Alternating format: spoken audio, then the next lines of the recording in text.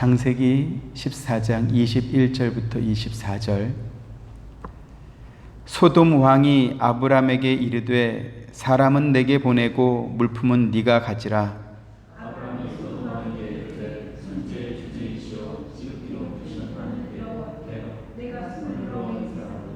내 말이 내가 아브람으로 치부하게 하였다 할까 하여 네게 속한 것은 실 한 오락이나 들매끈 한 가닥도 내가 가지지 아니하리라.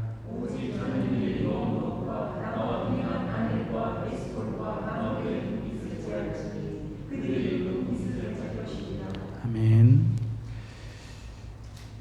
아브라함이 조카 롯이 엘람 왕 그돌라오멜의 포로가 되어 끌려가고 있다라는 소식을 들었습니다. 단과 호박까지 추격한 아브라함은 엘람 왕이 이끄는 연합군을 물리친 후에 롯과 그의 가족 또 롯이 빼앗겼던 모든 재산까지 되찾아서 돌아오고 있는 중입니다. 그런데 아브라함이 돌아오고 있는 길이 롯의 집이 있던 소돔성 방면이 아니라 아브라함의 집이 있는 베델과 헤브론 쪽 가나안 땅 쪽으로 돌아오고 있는 것이지요. 지난주에 우리가 살펴봤던 것처럼 아브라함이 롯을 가나안 쪽으로 데리고 오는 이유는 소돔성은 죄악으로 가득해서 하나님께서 계실 수 없는 곳이기 때문에 그런 것입니다. 성경이 우리에게 주는 유익이 무엇입니까? 그것은 하나님께서 아브라함과 모세와 선지자들에게 주셨던 약속이 우리 인류의 역사 속에서 어떻게 실제로 이루어졌는지를 분명히 확인할 수 있기 때문에 그런 것입니다. 그래서 성경은 단순히 철학적 지혜가 담긴 책이거나 혹은 윤리적 교훈을 주는 그러한 책이 아니다라는 것이지요.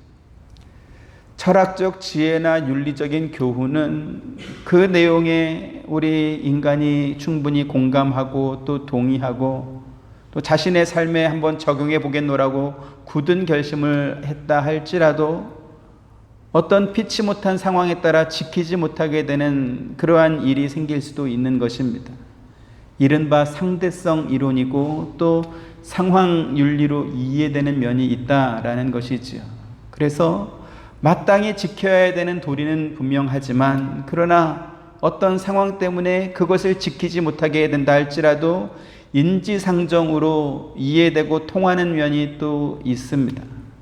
그래서 죄를 판결하는 법정에서도 이른바 정상참작이라는 것이 있습니다. 죄는 분명히 중한 것이지만 그러나 어떤 상황을 보니까 이해되는 면이 있다. 혹은 그가 충분히 반성하고 있다. 혹은 피해자와 충분히 합의가 되었다. 이래서 정상참작이 돼서 용서하고 또 벌을 감면하는 그러한 것이 있습니다. 하지만 하나님의 말씀에는 상황윤리라는 것은 없습니다. 반드시 지켜야 되는 말씀인 것은 분명하지만 상황에 따라서 지키지 않더라도 하나님께서 대충 이해해주고 넘어가는 것, 그런 것은 없다라는 것이지요. 신명기 11장 26절부터 28절 보겠습니다. 내가 오늘 복과 저주를 너희 앞에 두나니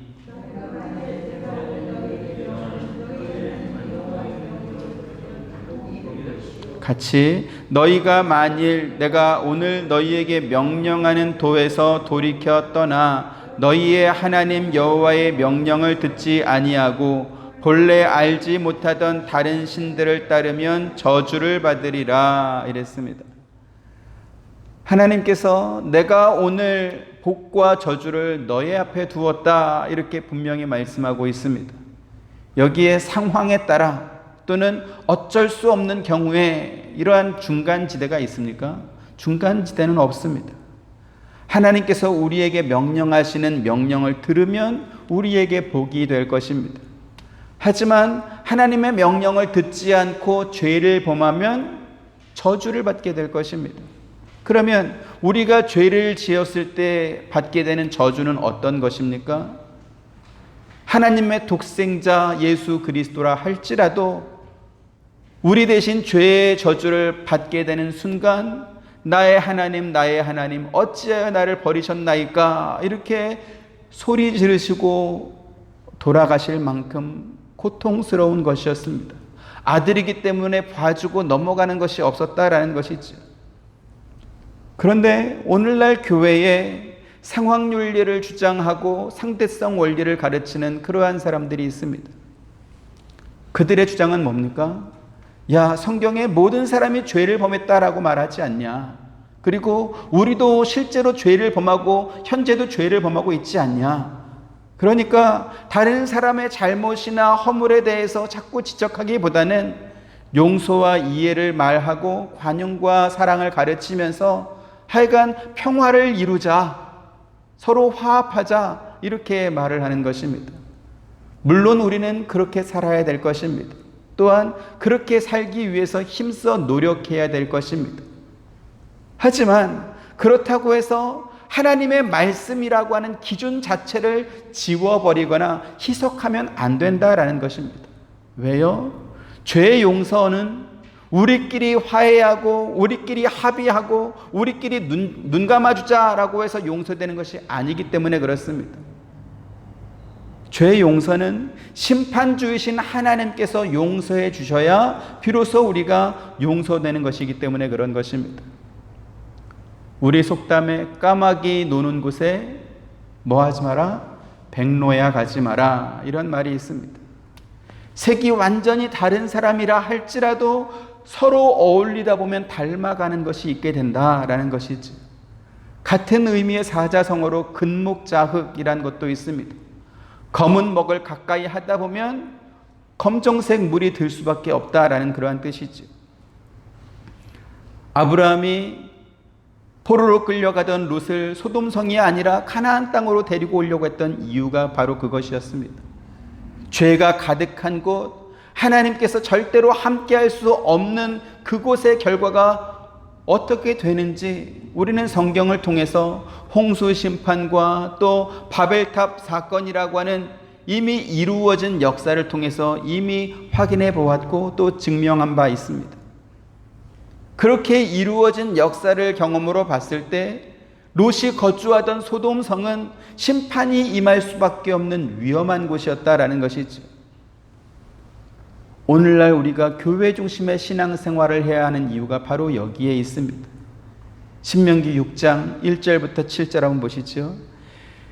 이는 곧 너희의 하나님 여호와께서 너희에게 가르치라고 명하신 명령과 규례와 법도라. 너희가 건너가서 차지할 땅에서 행할 것이니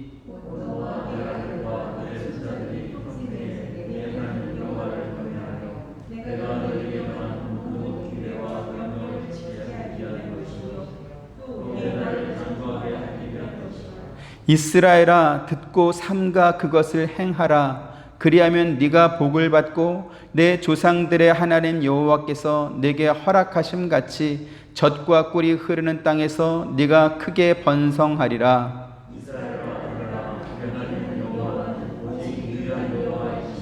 너는 마음을 다하고 뜻을 다하고 힘을 다하여 내 하나님 여호와를 사랑하라. 같이 내 자녀에게 부지런히 가르치며 집에 앉았을 때에든지 길을 갈 때에든지 누워있을 때에든지 일어날 때에든지 이 말씀을 강론할 것이며. 아멘. 지난 시간에도 말씀드렸지만 교회는 죄가 없는 청정지역이 아닙니다. 교회에 다니는 사람은 전부 천사처럼 그렇게 착하고 아름다운 사람들만 있는 것도 아닙니다. 하지만 그럼에도 불구하고 우리가 교회를 중심으로 신앙생활을 해야 되는 이유는 세상에서 오직 교회만이 하나님께서 기준으로 정해주신 성경 말씀을 가르쳐주기 때문에 그런 것입니다. 신명기 6장 말씀은 오직 이스라엘 백성들에게만 지켜라 이렇게 주신 말씀이 아닙니다. 왜 그렇습니까? 요한복음 1장 14절 같이 보시죠. 말씀이 육신이 되어 우리 가운데 거하심에 우리가 그의 영광을 보니 아버지의 독생자의 영광이요 은혜와 진리가 충만하더라 이랬습니다. 하나님의 말씀이 육신의 몸을 입고 세상에 오신 분 누굽니까? 예수 그리스도입니다. 세상에 오신 예수님께서는 모든 일을 아버지의 뜻대로, 하나님의 뜻대로 하셨습니다. 그리고 십자가의 죽음으로 아버지의 뜻을 이루실 예수님께서는 제자들에게 성령을 보내주겠다라고 약속하시면서 성령께서 오시면 너희를 진리 가운데로 이끄실 것이다, 이렇게 또 말씀했습니다. 요한복음 16장 13절 같이 보시죠. 그러나 진리의 성령이 오시면 그가 너희를 모든 진리 가운데로 인도하시리니 그가 스스로 말하지 않고 오직 들은 것을 말하며 장래일을 너희에게 알리시리라, 이랬습니다. 아브라함과 모세와 선지자들에게 약속을 주신 하나님께서는 예수 그리스도를 세상에 보내어 자기 백성을 구원하겠다라고 약속하셨던 그 약속을 실제로 이루셨습니다.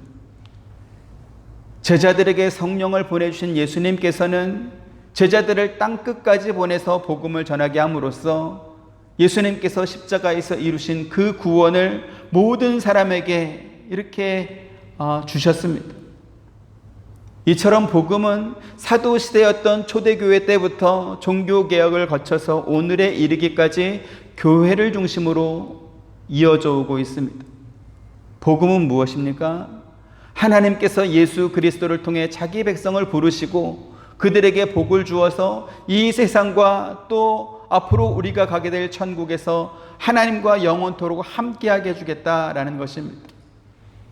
마태복음 1장 23절 같이 보시죠. 시작. 보라, 처녀가 잉태하여 아들을 낳을 것이요 그의 이름은 임마누엘이라 하리라 하셨으니 이를 번역한즉 하나님이 우리와 함께 계시다 함이라. 아멘. 하나님께서 우리와 함께 계신다라는 것을 우리가 어떻게 알 수 있겠습니까? 기도하다가 환상을 보고 신비한 은사를 막 체험하고 자신에게서 막 장풍처럼 어떤 능력이 나가고 그러면서 하나님이 나와 함께한다, 이런 거를 깨닫게 되는 것입니까? 앞서 신명기 6장에서 우리에게 가르쳐 주셨죠. 하나님께서 모세에게 어떻게 하라고 말씀했습니까? 말씀을 마음에 새기고 자녀에게 부지런히 가르치며 길에서든지 집에서든지 누웠을 때든지 어디서든지 이 말씀을 강론하라, 이렇게 말씀했습니다. 우리가 여호와 하나님을 경외하는 것을 어떻게 배웁니까? 성경 말씀으로 배웁니다. 우리가 하나님의 뜻을 지켜 행하는 것을 어떻게 확인할 수 있습니까? 성경 말씀으로 확인할 수 있습니다. 우리 자신뿐만 아니라 우리 아들들과 우리 손자들도 평생에 여호와 하나님을 경외하면서 하나님의 말씀을 지켜 행하도록 하려면 우리가 어떻게 해야 되겠습니까? 우리 자녀들도 하나님의 말씀을 가까이 할 수 있도록 계속 그 말씀을 듣게 해야 되는 것이죠. 그 일을 어떻게 할 수 있습니까? 세상에서는 그러한 것을 제공해 주는 것이 없습니다. 오직 교회에서만 그 일을 하는 것이죠. 그래서 교회에 데리고 나와야 되는 것입니다. 교회 중심의 신앙생활을 할 수 있도록 해줘야 되는 것입니다. 전 세계가 코로나 대유행 시기를 지나면서 한국도 2년 넘도록 3년 가까이 학교가 클로즈하고 학생들이 학교가 아니라 집에서 인터넷으로 혼자 수업을 듣고 혼자 공부하도록 하는 그러한 시기를 보냈습니다. 제 조카도 고등학교 1학년 입학할 때 입학식도 못하고 이렇게 집에서 인터넷으로 공부하다가 이번에 이제 수능을 봤는데 졸업할 때까지 학교 간 날이 몇 날 없습니다. 그냥 집에서 공부했습니다. 교육 당국과 학교 당국에서는 학생들의 이 공부를 돕기 위해서 최선의 노력을 다했다고 그렇게 말을 합니다. 그런데 결과는 어떻게 됐습니까? 전반적인 학생들의 어떤 학력 수준이 너무나 낮아졌다, 현저하게 낮아졌다, 이것이 통계로 증명되고 있습니다. 아무리 좋은 시스템을 개발하고 아무리 좋은 양질의 수업을 제공해 주면 뭐합니까?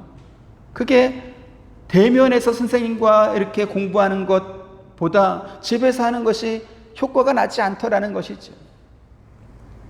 지난 시간에도 말씀드렸던 것처럼 롯이 소돔성에 살았다라고 해서 롯도 그 소돔성 사람처럼 그렇게 죄범함에 산 것은 아니었던 것으로 보입니다.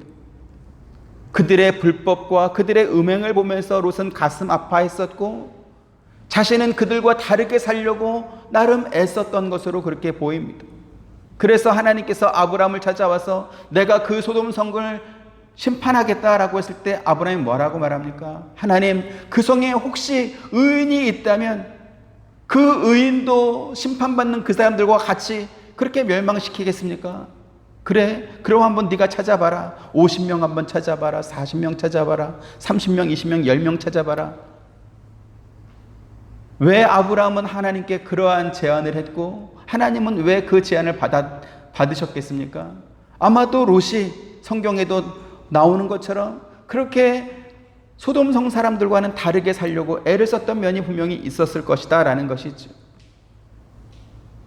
하지만 중요한 건 무엇입니까? 그 사람이 어떠한 사람인지와는 전혀 관계없이 올바른 신앙생활을 하려면 하나님께서 구별하신 곳, 하나님께서 지정하신 그곳, 거기에 있는 것이 유익하다라는 것입니다. 그래서 아브라함도 그러한 이유에서 롯을 소돔이 아니라 가나안 땅으로 데리고 오려고 했던 것이지. 오늘날 가나안은 어떤 곳입니까? 바로 교회입니다.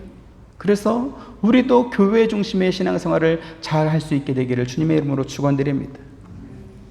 오늘 본문에 보면 두 명의 왕이 아브라함을 찾아와서 영접하는 모습이 나오고 있습니다. 한 사람은 소돔 왕이고 다른 한 사람은 살렘 왕 멜기세덱이라는 사람입니다.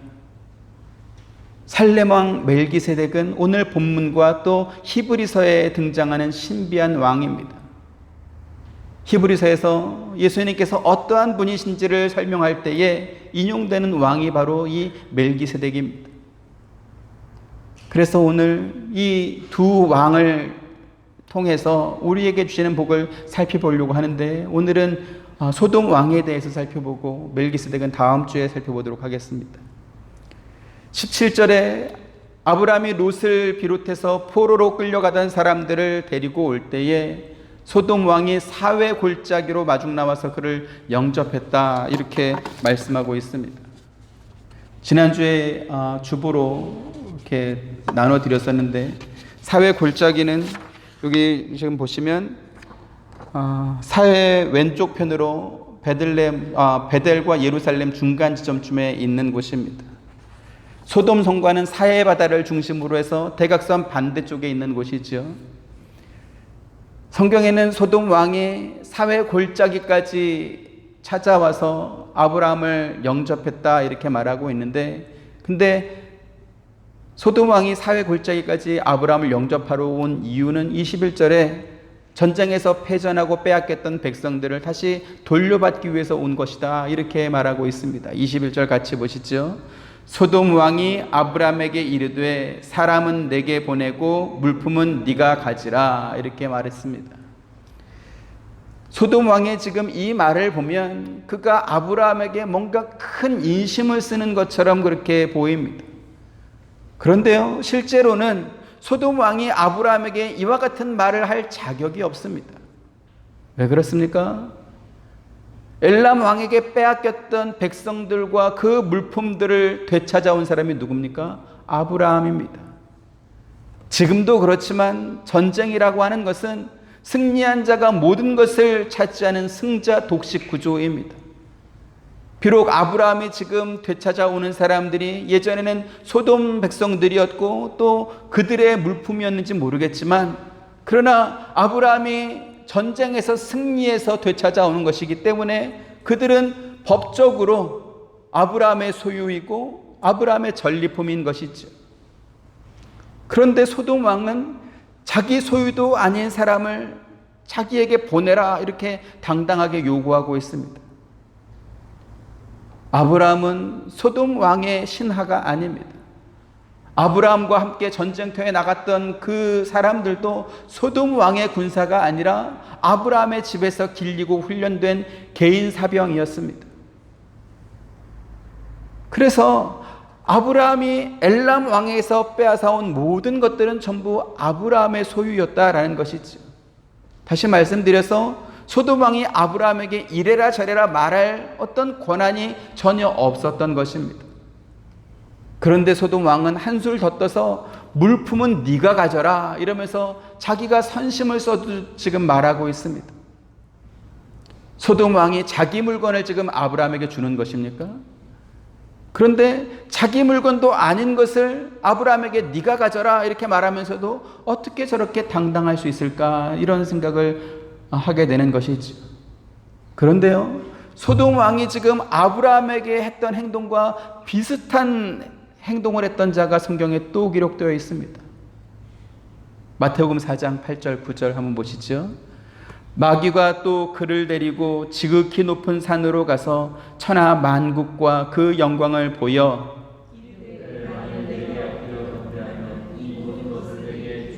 네, 마귀가 천하 만국을 예수님께 줄 권한이 있습니까? 없습니까?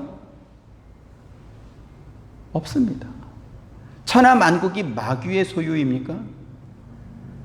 천지를 창조하신 분이 삼위일체 하나님 가운데 한 분이신 예수님이시기 때문에 천하 만국은 전부 다 예수님의 것입니다.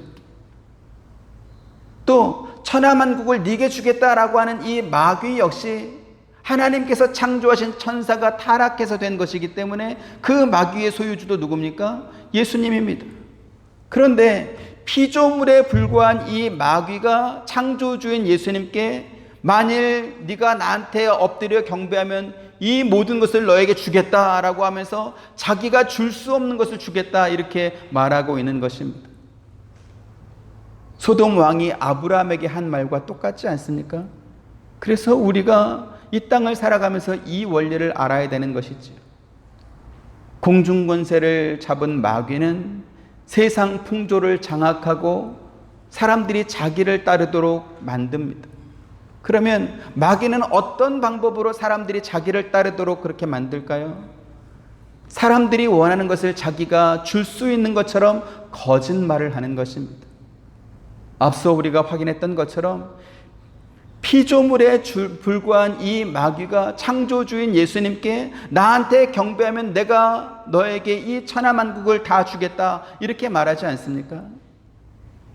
예수님에게도 이와 같은 말을 할 만큼 거짓말에 능한 마귀라면 조그마한 욕심에도 쉽게 마음을 내주는 인간이야 얼마나 마귀에게 잘 속겠습니까? 그래서 이것을 우리가 알아야 되는 것이죠.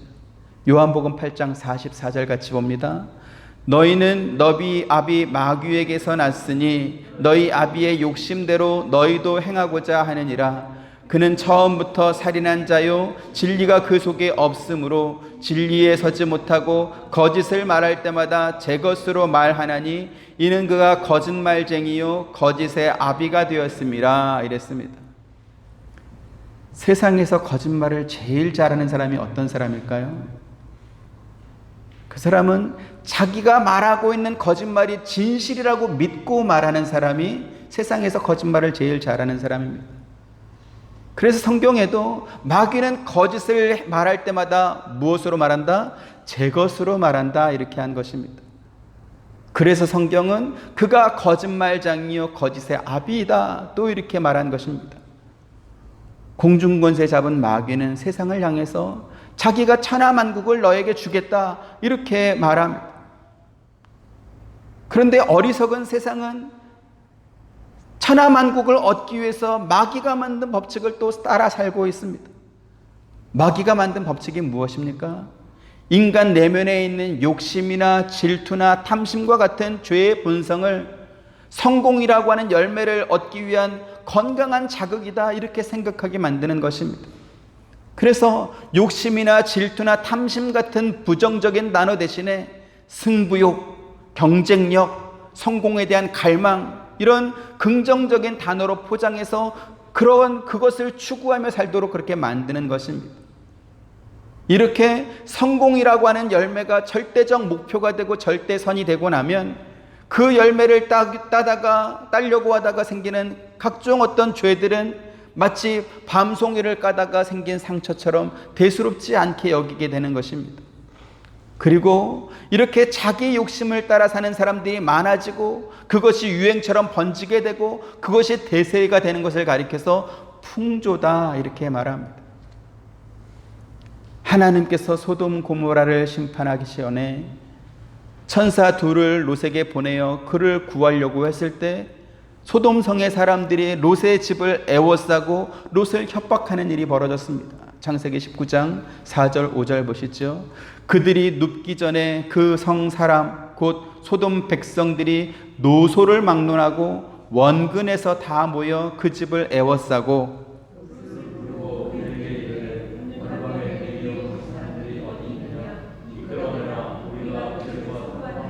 네, 여기 지금 상관하리라 라고 번역된 단어는 동성애를 가리키는 말입니다. 영어 단어가 소돔이이죠. 의미가 있습니다. 소돔 백성들이 노소를 막론하고 원근에서 다 모여 롯의 집을 애워싼 뒤에 롯의 집에 들어온 사람들을 자기들에게로 이끌어내라고 지금 요구하고 있습니다. 이 모습은 당시 소돔성의 풍조가 심각한 동성애에 빠져 있었음을 보여주고 있는 것입니다. 에덴 동산에서 뱀이 하와를 찾아와서 유혹할 때 너희가 선악과를 따먹으면 너희 눈이 밝아져서 하나님처럼 된다라고 하면서 마치 자기가 세상에서 하와를 가장 위해 주는 것처럼 속였습니다. 마귀의 시작은 언제나 이렇게 되는 것이죠. 사람이 원하는 것, 가장 필요로 하는 것을 자기가 이루어 줄 수 있는 것처럼 속이고 거짓말을 하는 것입니다. 포로로 끌려가던 롯이 구원받은 뒤에 아브라함과 함께 가나안 땅으로 돌아오지 않고 다시 소돔성으로 돌아갔던 이유가 무엇입니까? 그가 생각했을 때는 여전히 소돔성에 사는 것이 자신의 성공을 위해서 더 낫다라고 생각했기 때문에 소돔성으로 다시 들어간 것입니다. 그런데 롯의 눈에는 성공처럼 보였던 그 소돔성의 풍조는 어땠습니까? 노소를 막론하고 원근에서 몰려든 사람들이 처음 본 그 사람을 내놓으라고 협박하는 동성애였다라는 것이죠. 앞서 신명기 6장에서 하나님께서 모세에게 오늘 내가 네게 명하는 이 말씀을 너는 마음에 새기고 내 자녀에게 부지런히 가르치며 어디에서든지 이 말씀을 강론하라 이렇게 말했습니다. 지금도 이스라엘 사람들은 가정에서 율법을 가르치는 것을 중단하지 않고 계속하고 있습니다. 그런데 이렇게 부지런히 하나님 말씀을 가르쳐도 그것이 풍조가 되는 법은 없더라는 것이지. 희한하지 않습니까? 죄는 가르쳐주지 않아도 유행이 되고 풍조가 되는데 하나님의 말씀은 부지런히 가르쳐도 그것이 유행이 되거나 풍조가 되지는 않습니다. 너무 희한하지 않습니까? 멸망한 구약 이스라엘의 역사가 그것을 증명하고 있고요. 모세와 선지자에게 약속하셨던 예수님께서 세상에 오셨을 때 율법을 가장 잘 안다라고 자신했던 그 대제사장과 바리새인과 서기관들이 예수님을 십자가에 못 박은 것에서 증명되고 있습니다. 또 사도시대 이후에 오늘날까지 복음이 들어가지 않은 나라, 복음이 들어가지 않은 지역이 없을 만큼 세계 구석구석에 선교사들과 목사들이 있음에도 불구하고 세상은 더욱더 악해져 가고 있습니다. 하나님의 말씀은 부지런히 가르쳐도 풍조가 되지 않더라는 것입니다. 오늘 소돔 왕이 아브라함에게 마치 선심을 쓰는 것처럼 사람은 내게 보내고 물품은 네가 가지라 라고 말하는 것을 우리가 주목해서 봐야 되는 이유입니다. 소돔 왕은 아브라함이 지금 되찾아오는 백성이든 혹은 그들이 가지고 오는 물품이든 자기에게 아무 권한이 없습니다. 그런데 자기에게 아무 권한이 없는 것을 마치 아브라함에게 줄 수 있는 것처럼 그렇게 말하고 있는 것입니다. 광야에서 예수님을 시험하던 마귀도 자기에게 아무런 권한이 없는데도 만일 네가 나에게 경배하면 이 모든 것을 너에게 주겠다 이렇게 거짓말로 예수님을 속이려고 하고 있습니다. 비록 우리가 세상에 살고 있지만 그러나 우리에게 필요한 것은 세상이 우리에게 주는 것이 아닙니다. 세상이 우리에게 줄 수도 없습니다. 우리에게 필요한 건 누가 주는 것입니까? 우리를 지으신 창조주 아버지 하나님께서 주시는 줄 믿습니다. 그래서 이 원리를 너무나 잘 아는 아브라함은 소돔 왕에게 이렇게 대답하고 있습니다. 23절 같이 보시죠.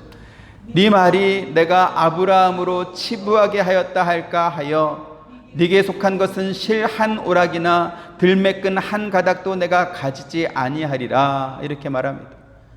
앞서 말씀드렸던 것처럼 아브라함이 롯과 함께 되찾아오는 사람들과 그들의 물품은 아브라함이 엘람 왕 연합군과 전쟁에서 승리해서 가지고 오는 전리품들입니다. 법적인 소유권이 누구에게 있다? 아브라함에게 있다라는 것입니다. 소돔 왕의 것은 하나도 없다라는 것입니다. 그럼에도 불구하고 지금 아브라함이 뭐라고 말합니까? 너에게 속한 것은 실 한 오락이나 들매끈 한 가닥도 내가 가지지 않겠다라고 하면서 마치 소돔 왕의 것을 내가 받지 않겠다라는 식으로 지금 말하고 있습니다. 지금 이 말은 아브라함이 엘람 왕 그돌라오메겔에서 되찾아온 이 백성과 물품들이 원래는 소돔 왕의 소유였다 이렇게 인정하는 것이 아닙니다. 아브라함이 이렇게 말하는 이유는 아브라함이 한 말에서 지금 원인을 찾을 수 있습니다. 그거 뭡니까? 네 말이 내가 아브라함으로 치부하게 할까 하여 이렇게 말하고 있는 것입니다. 아브라함은 그랄 왕 아비멜렉이 혼인관계로 동맹을 맺고 싶어할 만큼 영향력 있는 족장이었습니다. 하지만 아브라함은 자신의 모든 소유가 하나님께서 자기에게 주신 은혜인 것을 알고 있었습니다. 엘람 왕 연합군과의 전쟁에서 승리할 수 있었던 것도 하나님의 은혜였고 하나님의 도우심이었습니다. 그리고 전쟁에서 승리한 후 전리품으로 가지고 오는 모든 것은 아브라함이 자신의 소유로 삼아도 법적으로 아무런 문제가 없는 합당한 것이었고 합당한 전리품이었습니다. 그럼에도 불구하고 아브라함은 자기가 아무리 합당하게 얻은 재산이라 할지라도 그것이 만약에 하나님의 영광이 회방되고 가려지는 것이라면 마귀에게 조금의 틈도 주지 않으려고 하는 그러한 믿음을 가졌더라는 것이죠. 에베소 4장 27절 같이 봅니다. 시작. 마귀에게 틈을 주지 말라. 뭘 하지 말라고요? 틈을 주지 마라. 틈을 주지 마라. 우리가 확인하고 있는 것처럼 소돔 왕은 아브라함이 전쟁에서 승리한 후에 정당하게 취득한 전리품을 마치 자기 것을 아브라함에게 주는 것처럼 그렇게 지금 말하고 있습니다. 자기 소유도 아닌 것을 자기가 줄 수 있는 것처럼 자기가 이렇게 선심 쓰는 것처럼 거짓말을 하고 있는 것이죠. 여러분, 거짓말이 무서운 이유가 무엇입니까? 거짓말이 무서운 것은 진실이 드러나고 사실이 확인돼도 거짓말을 진실이라고 믿는 사람들이 있다라는 것입니다. 진실을 받아들이고 사실을 인정하는 것이 아니라 자기가 믿고 싶은 것을 믿는 그러한 사람들이 있다라는 것이죠. 이러한 거짓말에 가장 특화된 존재가 바로 마귀입니다. 마귀는 아주 조금만 틈이라도 있으면 그 틈을 비집고 들어와서 거짓말로 하나님과의 관계를 깨버리고 비틀어버리는 존재가 바로 마귀입니다. 에덴 동산에서 하와라는 약한 고기를 이 마귀가 비집고 들어와서 선악과를 따먹게 하고 하나님과의 관계를 깨버리고 있지 않습니까? 마귀의 이와 같은 공격은 지금도 비슷한 방법으로 계속되고 있음을 우리가 알아야 될 것입니다. 베드로후서 2장 1절 같이 보시죠. 시작. 그러나 백성 가운데 또한 거짓 선지자들이 일어났었나니 이와 같이 너희 중에도 거짓 선생들이 있으리라. 그들은 멸망하게 할 이단을 가만히 끌어들여 자기들을 사신 줄을 부인하고 임박한 멸망을 스스로 취하는 자들이라. 이랬습니다. 1절에 거짓 선지자들이 일어났다 이렇게 말하고 있습니다. 거짓 선지자들은 하나님의 말씀이 아니라 사람들의 기대에 맞게 거짓 예언을 일삼는 자들이었습니다. 유다가 멸망을 앞둔 시대에 거짓 선지자들은 거짓말로 사람들을 안심시켰습니다. 하나님의 참 선지자들이 그들의 죄를 지적하고 유다의 멸망을 예언하고 있는 그러한 시기에도 이 거짓 선지자들은 거짓말을 일삼으며 사람들에게 그런 일 없다 이렇게 말했던 것이죠. 예레미야 6장 14절 같이 봅니다. 시작. 그들이 내 백성의 상처를 가볍게 여기면서 말하기를 평강하다 평강하다 하나 평강이 없도다 이랬습니다. 거짓 선자들은 자기들이 한 거짓말에 대해서 조금도 부끄러워하지 않았습니다. 그래서 하나님께서는 그 거짓 선자들을 심판하리라 또 이렇게 말씀하기도 하시는 것이죠. 6장 15절 같이 봅니다. 시작. 그들이 가증한 일을 행할 때에 부끄러워하였느냐? 아니라 조금도 부끄러워하지 않았을 뿐 아니라 얼굴도 붉어지지 않았느니라. 그러므로 그들이 엎드러지는 자와 함께 엎드러질 것이라. 내가 그들을 벌하리니 그때 그들이 거꾸러지리라. 여호와의 말씀이니라. 네. 그런데 이러한 거짓 선지자들이 구약 시대에만 있었던 것이 아니라 사도 시대에도 있었고 오늘날도 있습니다. 베드로서 또 보시죠. 2장 2절부터 4절. 여럿이 그들의 호색하는 것을 따르리니 이로 말미암아 진리의 도가 비방을 받을 것이요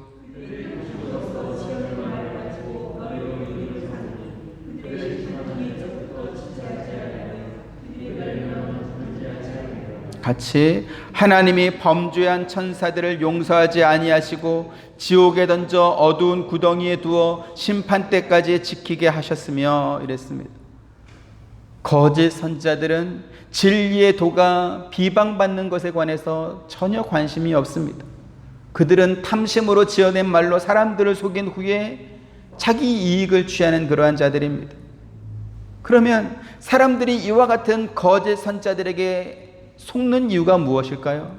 그것은 그들이 하는 그 거짓말이 자기들을 유해주고 자기들을 좋게 해주는 것처럼 들리기 때문에 그렇게 된 것입니다. 예레미야 시대에 거짓 선자들이 유다 백성들에게 했던 말이 무엇입니까? 평강하다, 평강하다, 우리에게는 아무 문제가 없다, 이러한 말이었습니다. 그러면 그 거짓 선자들이 말했던 그 평강은 진짜 평강이었습니까? 아니요, 오히려 평강이 없었더라, 그렇게 말하고 있는 것이죠. 성경은 참 선지자와 거짓 선지자가 어떻게 다른지 정확하게 구분해서 보여주고 있습니다. 예레미야 20장 7절부터 9절. 여호와여, 주께서 나를 권유하심으로 내가 그 권유를 받았사오며 주께서 나보다 강하사 이기셨으므로 내가 조롱거리가 되니 사람마다 종일토록 나를 조롱하나이다.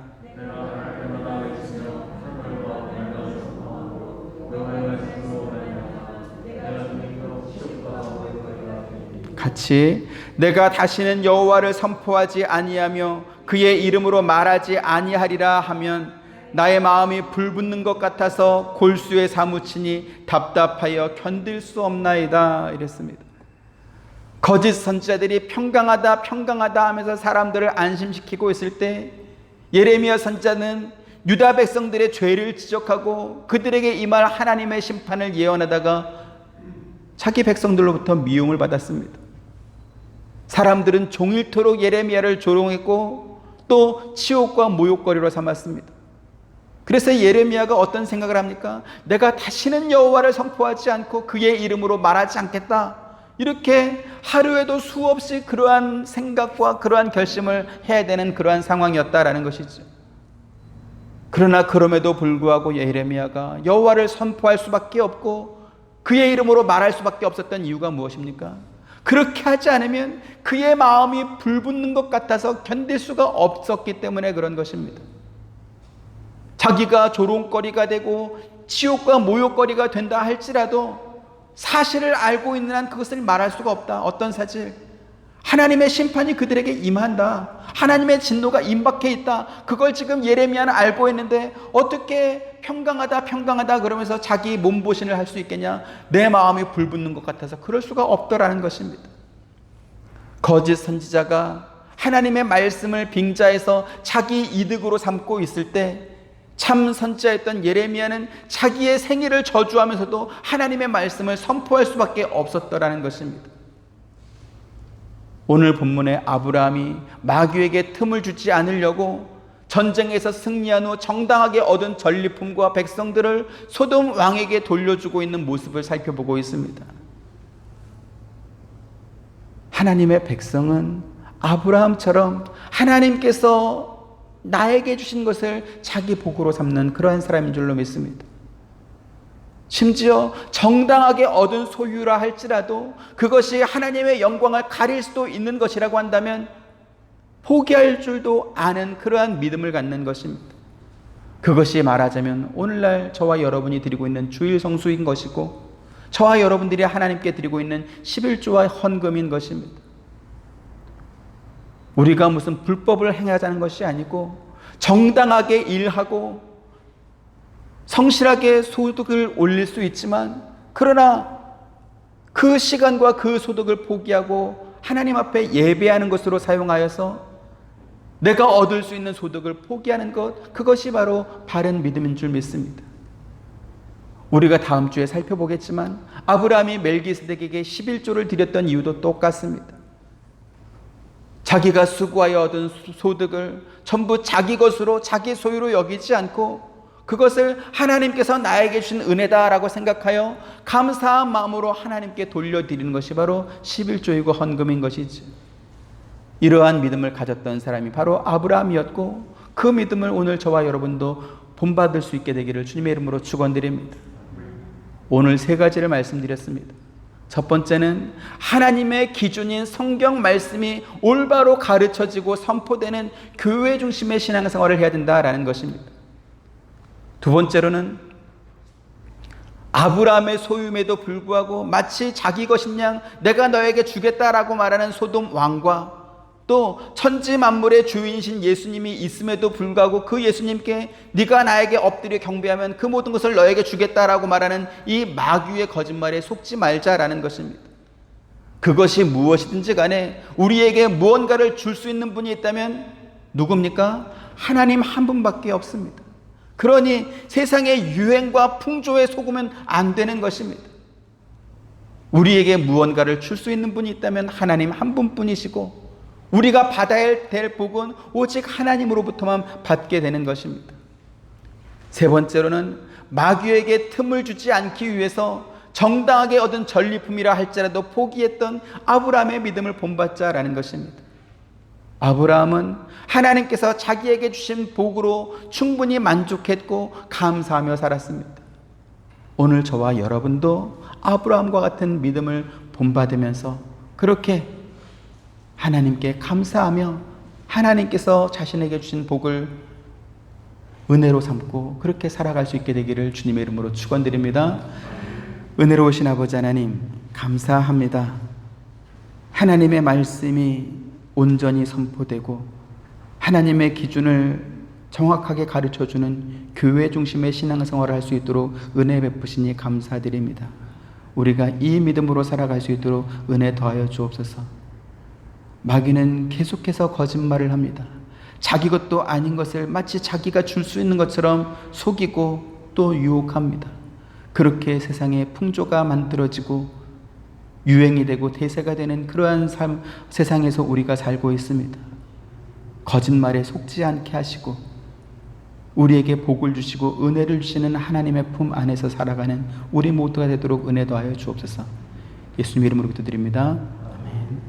지금은 우리 주 예수 그리스도의 은혜와 하나님의 크신 사랑과 보혜사 성령님의 감화 감동 교통하심이 아브라함의 믿음을 본받으며 또 하나님께서 우리에게 주신 이 은혜를 복으로 삼아 살길 원하는 사랑하는 모든 성도님들의 머리 위에와 가정과 생업과 하시는 모든 일들 가운데 지금부터 영원토록 함께 있기를 축원하옵나이다. 아멘.